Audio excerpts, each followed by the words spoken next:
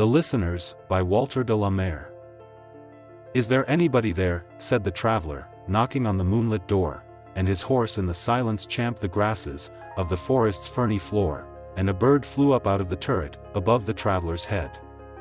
And he smote upon the door again a second time. Is there anybody there, he said.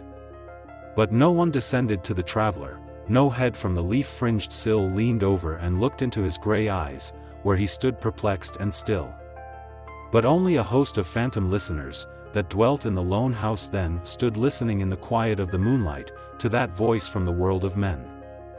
Stood thronging the faint moonbeams on the dark stair, that goes down to the empty hall, hearkening in an air stirred and shaken, by the lonely traveler's call. And he felt in his heart their strangeness, their stillness answering his cry, while his horse moved, cropping the dark turf, 'neath the starred and leafy sky, for he suddenly smote on the door, even louder, and lifted his head. Tell them I came.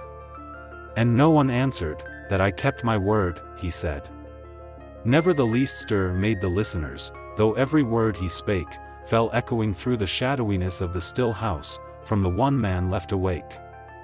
Aye, they heard his foot upon the stirrup, and the sound of iron on stone, and how the silence surged softly backward, when the plunging hoofs were gone.